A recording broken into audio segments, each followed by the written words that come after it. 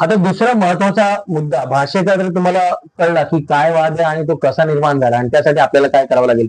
आता दुसरा एक महत्वाचा मुद्दा असा आहे की परप्रांतीय आले, ते एकत्र आले, एकत्र झाले आणि दुसरं म्हणजे आता हक्क मागायला लागले.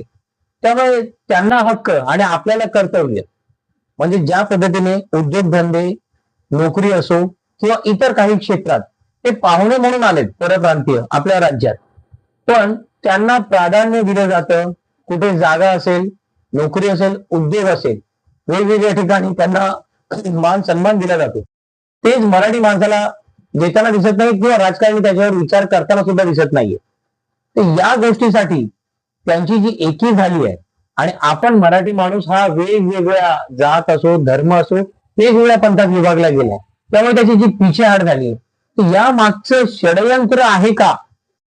हे जे राजकारणी आहेत ही फूट पाडून ते आपल्या सोयीस्कर वापर करतायत का मराठीचा? त्यामुळे मराठीची सतत पिछेहाटच होत राहिली आहे का? फोडाने राज्य करा ही रणनीती का आजचीच नाही.